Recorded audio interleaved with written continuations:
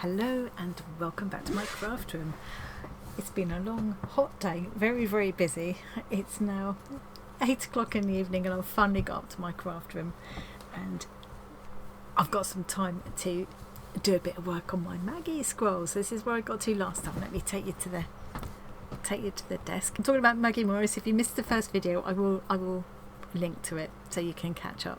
So last time we were looking at lots of pieces of Maggie's amazing work, and these 4 are scrolls that she's made. Got these in front of me for kind of inspiration for the kind of stitches that Maggie uses. This is where I got to last time, where I've patched all my pieces on. I cut out a couple of circles as well. I did that and tacked it all on. I did that during the live stream on Wednesday. Doesn't really matter which. I think that's the way I started, but it doesn't really matter which way it is. Now if you look, Maggie uses really quite simple stitches. There's back stitch here, there's just, running stitch, just a straight stitch, there's some French knots, cross stitches, there's a feather stitch there, seed stitching, all really quite straightforward. There's nothing, we can all do this. Whether we can all develop Maggie's flair for putting colour and pattern together like she does, I don't know, but I'm going to give it my very best shot. So if you look at it all looks really complicated, but really they're not complicated embroidery stitches as such. They don't need to be. It's a good chance to try some fancy embroidery stitches if you would like to, but you definitely don't need to. So I've got my little box of needles. I've been gradually gathering needles to bring to the Bazaar event in August. Maggie's coming along for that as well. I'm so excited. These are my favourite. I love these needles, these crawl needles.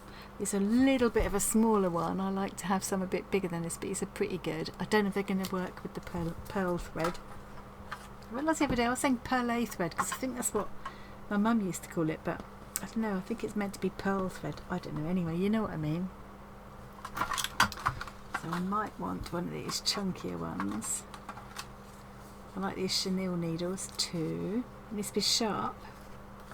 And it needs to have an eye that's big enough to take the thread without damaging it. It needs to make a big enough hole in the fabric to pull the thread through without damaging it as well. So I don't want to lose the texture of the thread. And I do also prefer it if the needle is quite long too. I think I'm going to start with this one for now, but I'll probably change my mind as I go along. Now threads, I've pulled out all of the pearl threads that I've got. I nearly went and bought some more and I talked myself out of it because I've been buying all those threads just recently for the Bazaar thing. I can't justify them anymore. And I think really I've got plenty here to be going on with. Look. These are the ones I got quite cheaply from AliExpress. This seems to be a really nice make. I even love the box that it comes in. It all comes with tissue and everything. It's really nice. And this is a number 8. This is a pearl number 8. Also got this little box here. So this Wonderful is actually Maggie's favourite thread, and I got a feeling some of these threads did come from Maggie actually. These I think I got these from Amazon. They're one of the sort of cheaper makes, but they seem to be absolutely fine. And then I've also got this box of kind of really special ones. So they're like a pearl. Some of them are like a pearl thread, but they're thicker. So these are all like a size 8. These are thicker, perhaps a size 5. And then there's this one which is really thick. I think I've got some of these from Jen actually. Thank you, Jen. So those I'd probably be more likely to kind of couch down, but some really lovely ones there. Really lovely. Oh, I did just want to mention as well for people that asked. So I also showed the other day this beautiful piece, or 2 pieces actually,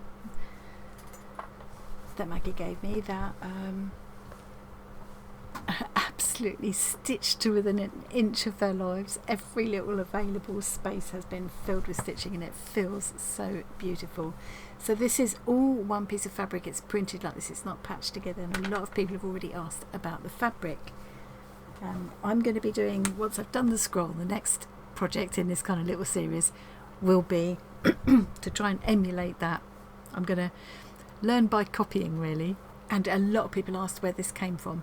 So if you go onto Amazon and look up Indian block print fabric, I found this exact one very, very quickly. And I was surprised at how reasonable it was. I mean, you had to buy a 5-yard piece, but that 5-yard piece was only about 25 quid, which I thought was really reasonable. And there were lots of others as well. There's an amazing Frida Kahlo one, which I was very tempted. I sat on my hands in the end. I didn't do it. What should we do first? Shall I work left to right? Shall I just pick a spot I fancy? I think I quite fancy this bit here with these flowers. Can I zoom in any further? So I'm going to go with this flower, and I'm going to start doing some back stitching around that flower. I think I've got this variegated, which I think would look quite pretty there, wouldn't it? Let's go with that. Let's not overthink this too much. See, now I want some perle thread in this kind of aqua colour, which I haven't got. So this is really simple. It's there's as I say, no really fancy stitches or anything. I think this is going to be more a case of looking at how Maggie puts the colours and patterns together, and how she works into the patterns that are there on the fabric. Okay, let's start with some back stitching. That's what I know Maggie uses a lot. So I'm going to just follow around the outer outline of the petals of this flower, and what I'll do is continue them over there into that green as well.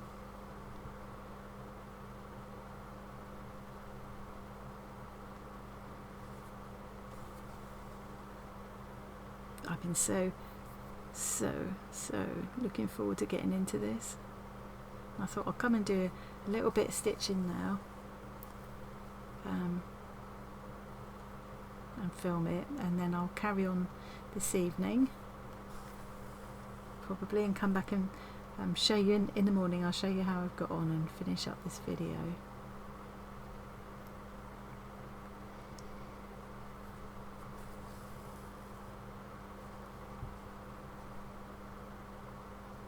So yeah, this is really just a straightforward old-fashioned backstitch. I tend to enjoy whipping stitches, like back stitches and straight stitches.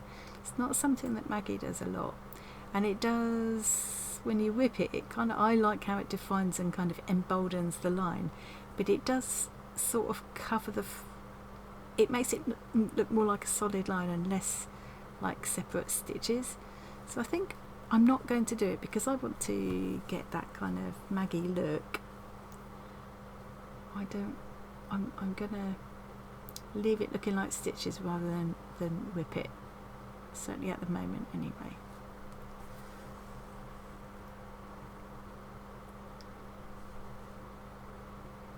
This is just so relaxing. It's like a stitching version of a colouring book. I'm just sort of filling in the space that's there. Only instead of picking my favourite colour of pencil, I'm just picking up a needle and thread. And look at that, while I've been talking, that petal is already done. So I'm going to do all of these petals as back stitch around every single one of those petals in the same way. And then I'm going to probably pick another colour and go around here, because if you look at what Maggie does, it's like there's not a lot of space here that isn't stitched. She does use these kind of detached chain stitches quite a bit. I might do them as part of the petals here. I think that could be quite nice. And then I'll do something where there's the centre circle there and the circles here in the petals. I'll do something there as well. What should we do there? I mean, here you can see where Maggie's got circles. She's just filled in the centre there with a satin stitch, and then she's done a smaller back stitch around that small circle. You need to do a smaller stitch to get around a tight curve like that, don't you? And here just lines and lines of back stitch and then a chain stitch around the outside. So I could do something like that. Quite like the way she's done the petals here as well. So I could do that.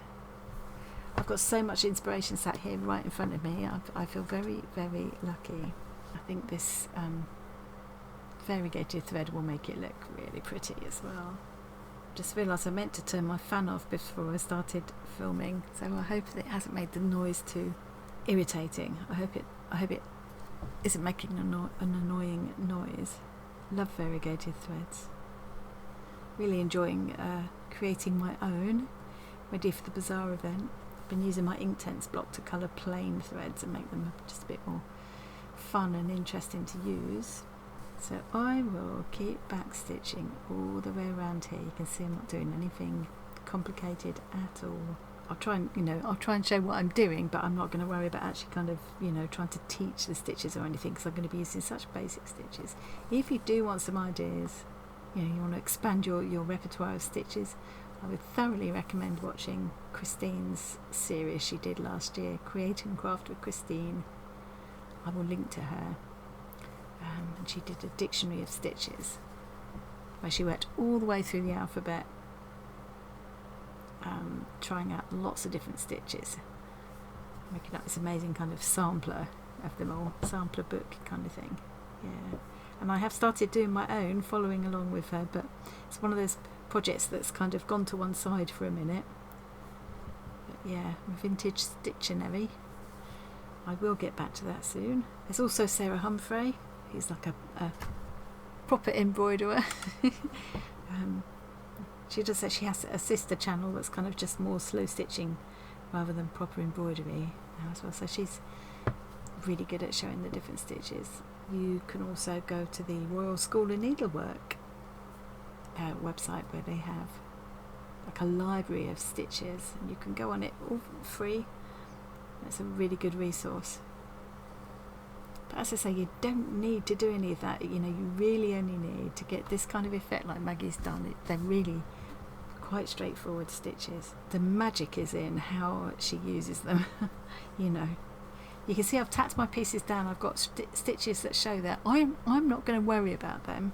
I don't know if Maggie takes her tacking stitches out, but I've decided I'm not going to worry. If they annoy me later, I can probably still get them out, but I think by the time I finished covering this lot with stitches, I don't think I'm even going to notice them. I usually sort of like to have the working stitches showing. I think I should have made my back stitches a little bit smaller there to get around that curve. I'm going to stop waffling now and just finish going around the rest of this flower, and I'll be back in a mo. Finished going all around there, and then I've done another line inside of that with a purple, which kind of reflects the print that was already there. And now to do this inside bit, I picked up this sort of greeny colour, and I'm going to do some detached chain stitches inside there, because that's something I've seen that Maggie just do quite a bit. That's what she's done there, and in quite a few of these as well. So I'm going to do that. Have I just lost my needle? No, there it is.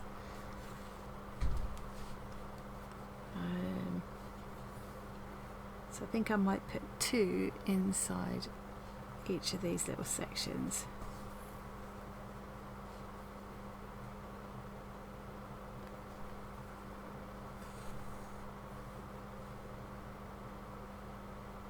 I haven't quite decided what I'm going to do in the little blue circles yet. I might just fill them in with a satin stitch.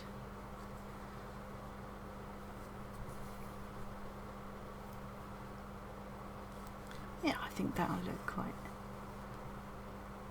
quite cute. As far as colours are concerned, what Maggie has said is that she tends to just pick a colour that she thinks will show up nicely against the colour she's working on. I think with this one, with this flower, I'm kind of going with the colours that are there, because all of that is going to show up nicely against this limey green here and here. So,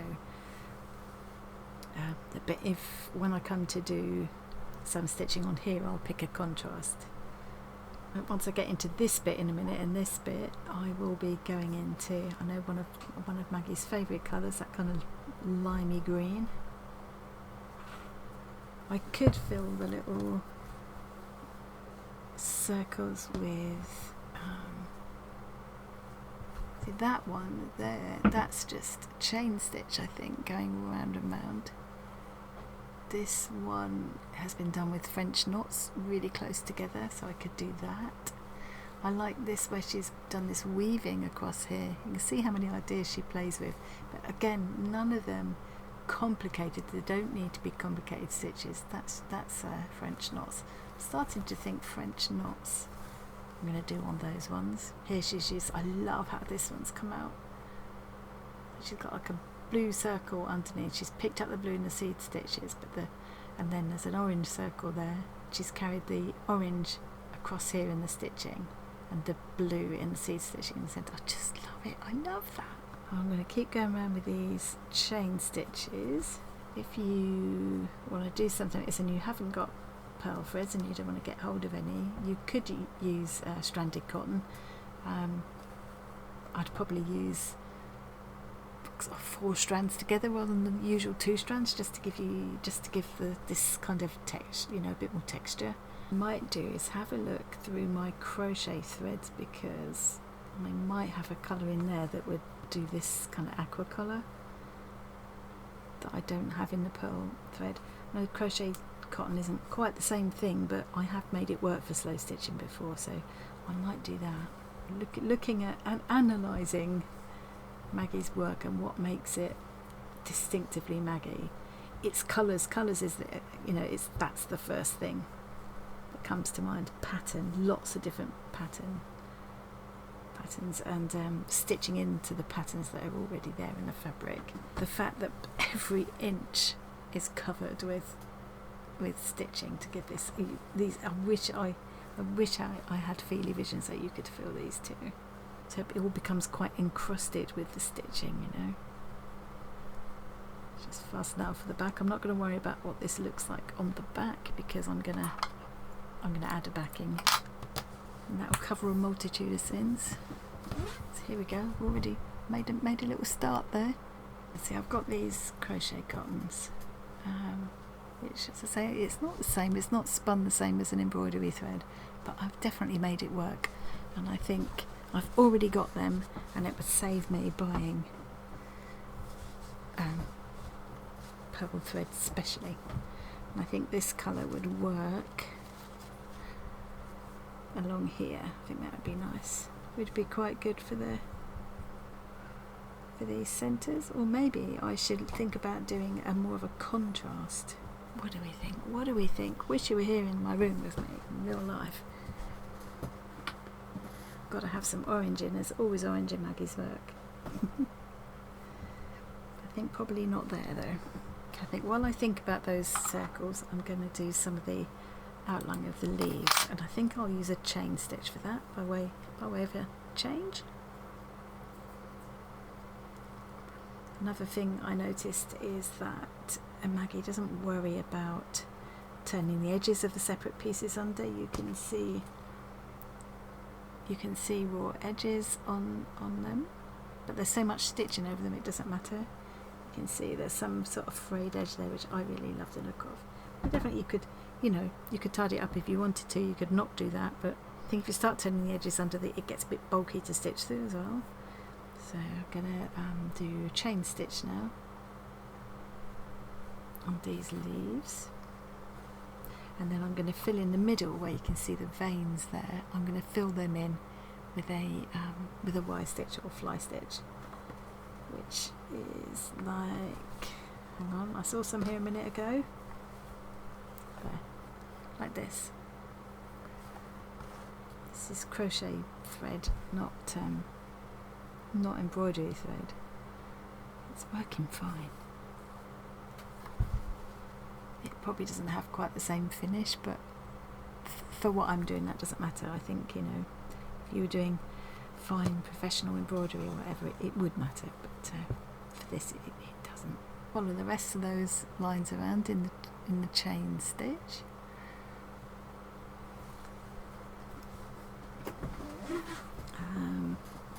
So I'll leave that for a minute, because I think I'm going to leave myself some to take downstairs and do. Just wanted to show a little bit of everything I'm working on. A lot of the work will be done downstairs in the evenings, in the cool, in front of the TV. I'm binging through Star Trek this year. Last year I binged through every single Doctor Who's episode ever. This year it's going to be every single Star Trek episode over all of the seasons. I'm on Next Generation at the moment. I'm on season 5 of Next Generation. It's been interesting seeing some of the pieces that people are already putting together. It's like each person, I've seen Sylvia's done a couple already, Tori's done a piece, Jean, who else did I see? Someone else. They still look distinctively theirs. I recognise their style, but with that Maggie Maggie magic sprinkled over it. Okay, so for these, I'm going to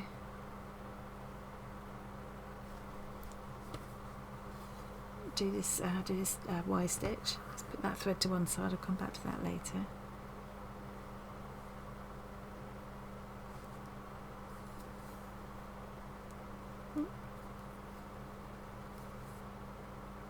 Just follow the lines that are there in the fabric.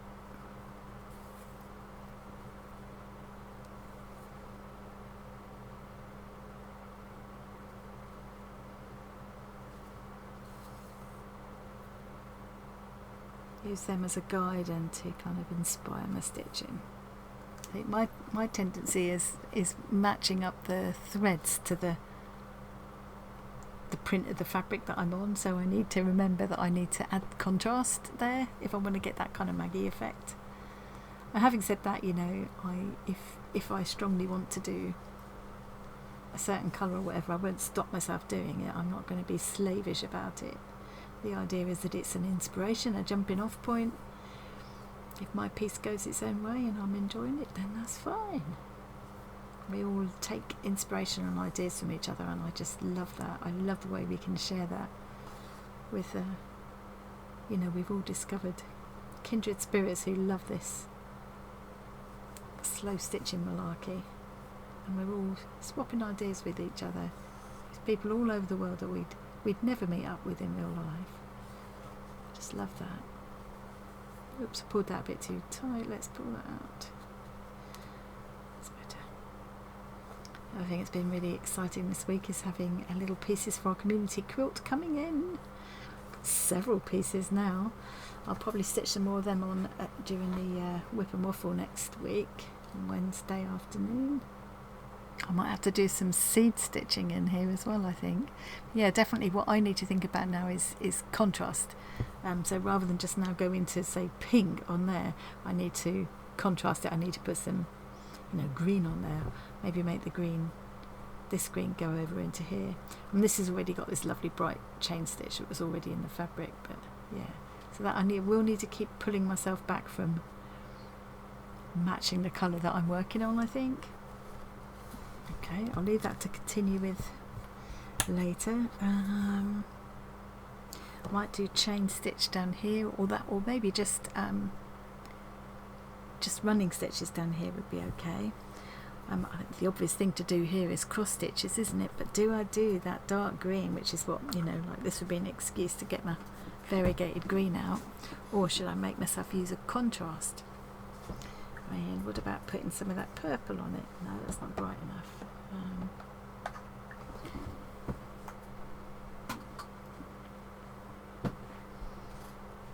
Could use the limey green. No, that would be too same. Pink. I always love pink against. Always love pink against green. So I could use this variegated pink and do that. What would Maggie do? What would Maggie do? I mean, she does sometimes like, so here she's used a pink against a pinky background. Here it's a contrast. Here it's a lighter shade of the same colour. Love this weaving bit here. I must do a little bit of that. I might do some weaving stitches across here. That could be fun. Maybe that would be an excuse to use this. Variegated green. Variegated yellow. I'll do French knots down there. Let's do a French knot. I'll do a little bit of each kind of stitch I'm going to be doing with you, and then I'll go off tonight and do some more. I wish I had Maggie here to say, right, what colour shall I use here? What would you do here? I've decided I think the red tacking stitches there are going to annoy me.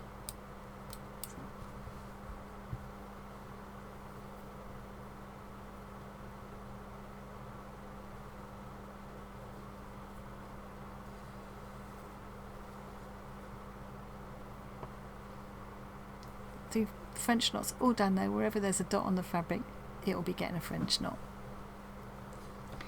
I think I need to fill in these petals here a little bit more. I feel like I want that flower to come right over there, so I probably need to, perhaps I'll do a chain stitch in this colour, or I'll take some of this, yeah, maybe some of that would do. Okay, I'll leave that one dangling and carry on later. Don't know what I'm going to do on this orange bit. This is a batik print. Maggie herself doesn't actually like using batik print very much. She finds it a little bit hard work to hand stitch through. I don't mind it. I think it'll be okay. I can't decide what I'm going to do on it. Whether perhaps I'll just do tiny little back stitches around each of these shapes and then seed stitches in between. That could be quite fun. Perhaps in a contrasting colour. So a blue against that would be nice. Yeah. Anyway, let's put some crosses in.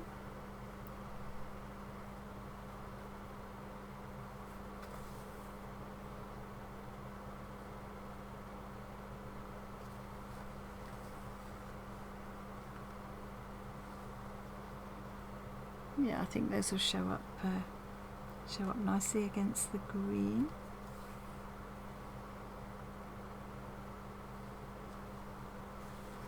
Okay, so I'll do a bit more of that. What else will I do? I love these spirals. I noticed that Maggie does use spirals a lot, and I love a spiral. Really like that. I'd like to find a space to put a spiral.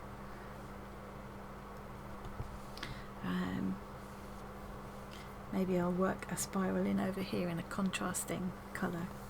This is all gone a bit bluey greeny up here, so maybe I'll do that in some of this bright variegated pink. Do a spiral, that could be good, couldn't it?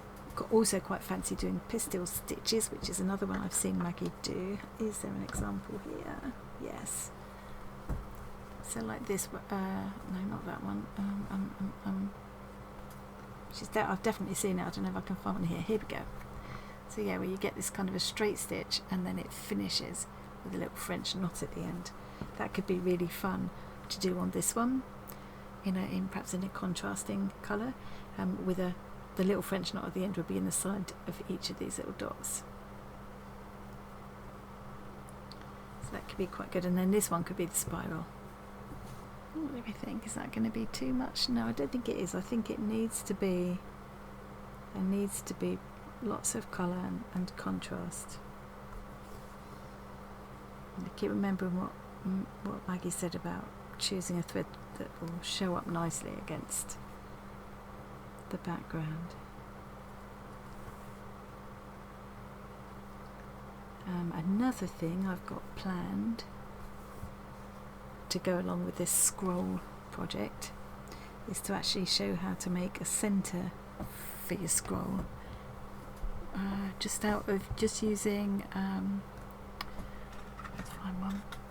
Tubes like this, like you get in the middle of ribbons and threads and things.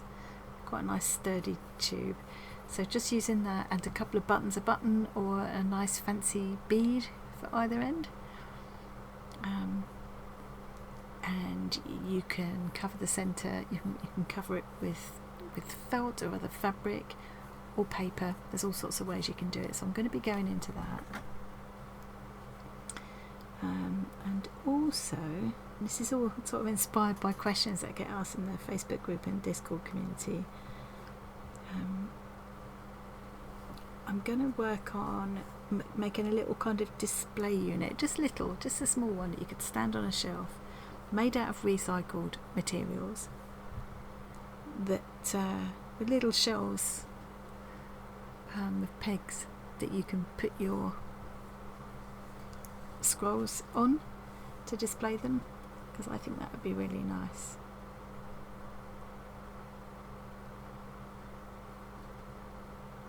Some people hang them so that they hang down vertically, and I've seen that look absolutely stunning. I don't have the space to do that. He wants to have a go. There, I quite like the little pop of contrast that's giving. I've still got to do the blue centre as well, and I might even decide to make it like orange or something now to make it really pop, and I think I'll do that by making a cluster of French knots. I think that would be good. So I think, yeah, maybe yellow or orange or something is what's going to end up going in there. So I'm going to keep on going with some of this this evening. I'm going to go downstairs now and do that, and then I'll come back in the morning and show you how I'm getting on. We'll do a little bit more stitching together to finish up the video, and I cannot wait to see everybody else's scrolls as well. Oh, I need to take these down with me for inspiration, don't I? I need to take all my threads, all of them. I need all of them. Didn't need my needle holder yet, but the light isn't so good downstairs, so I'll take that as well. And my scissors. Oops. I need to get one of my pretty bags, and I'll put it all in a pretty bag and take it downstairs.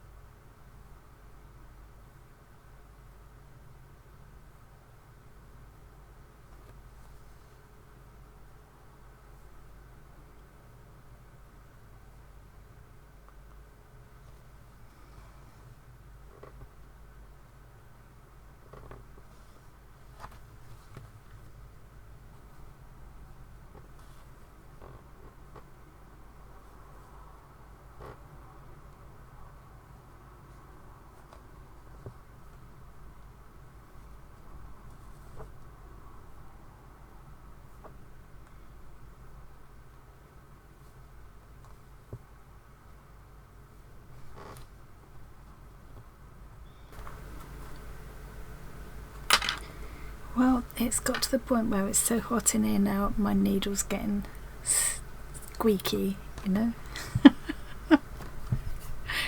And I think I need to stop now. I've probably got way more footage than I can squeeze into one video anyway.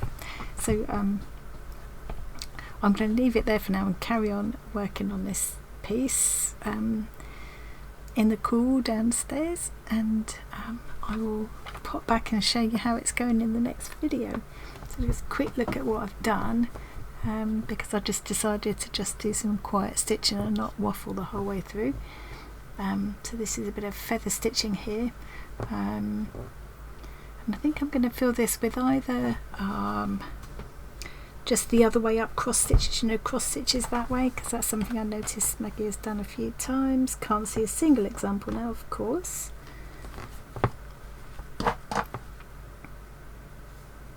I know there's one in here. There is, like that. I might do a bit of that in that one.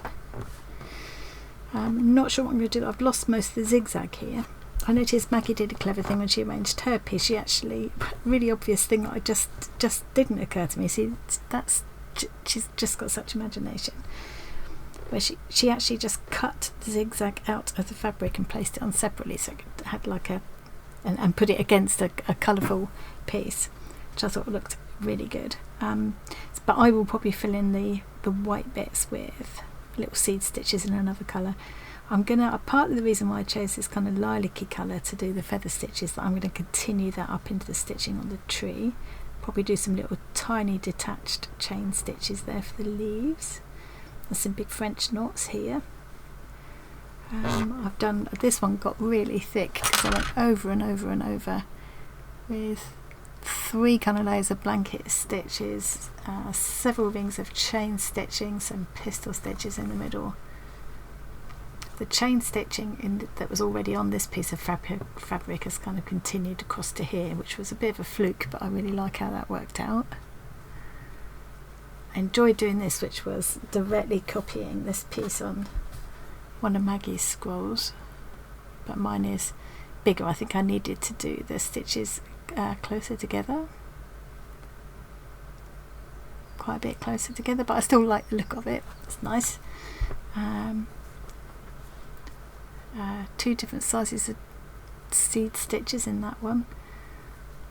Bit of satin stitching, detached lazy daisies, or detached chains rather. Chain stitch around the outside, French knots, 2 layers of blanket stitch. This one, this little checked piece, I got quite carried away with, so that's the one that looked like, oh, I haven't got another piece of it.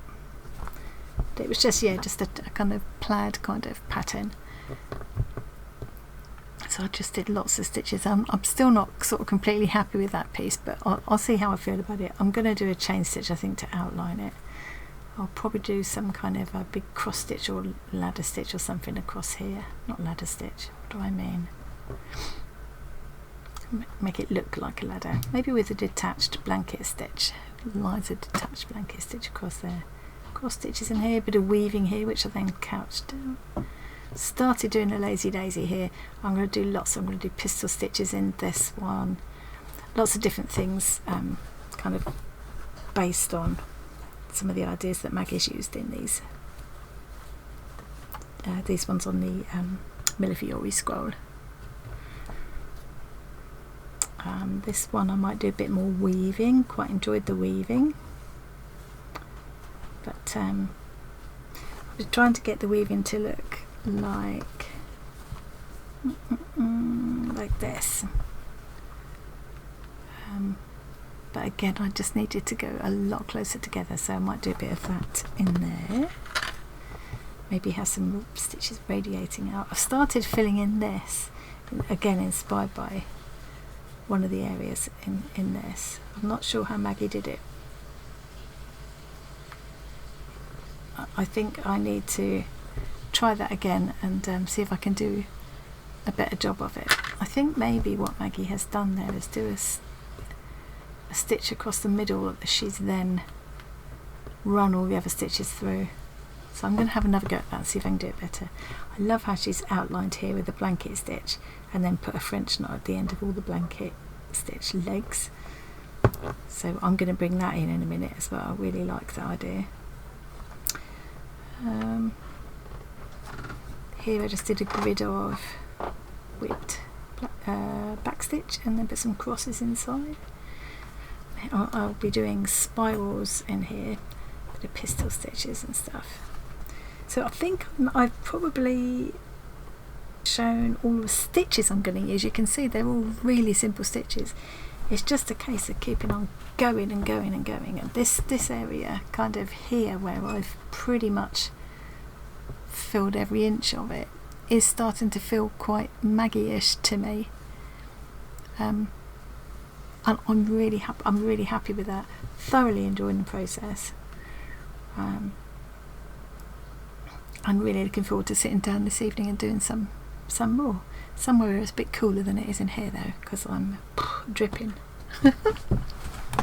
So that's it for me for now. And next time I come back with this scroll will be finished. I still need to put the back on, but I think I would have mentioned earlier in the video, seems like ages ago now, but I think I mentioned that I'm gonna make a spool for the middle. Oh yes, I did, because I showed you the middle, that tube thing that I'm going to use. I also have got some, so if you can get hold of any of these, if you know someone who works in a shop, they throw loads and loads of these away, and I scrounged a few while I still was working in the craft shop because I thought that'd be useful. So yeah, a couple of big chunky beads go on either end, or you can stack up buttons as well. Various different ways of doing it, and we can make our own spools to roll the bobbins onto. And I'm also going to work on a little display unit. I think I did mention about that earlier. And also, of course, then once this one's done, I've got the big piece, the Indian block printed fabric to work on as well. Really looking forward to that too. So that's it for me for today. Thank you very much for joining me. Thank you so much to my channel members. I'm going to scroll them up here as we speak. 53 channel members now. I'm blown away by that, and I absolutely appreciate every single one of you. Thank you for your support. Thank you to everybody who subscribes and likes and comments and everything, but I do like to say a special thank you to the channel members for showing your support in that way. It's really, really kind of you, and Tom and I both appreciate you very much. So I think that video is going to be way too long, so I better stop waffling and get editing. Thanks for joining me today, and I'll see you again really soon. Bye.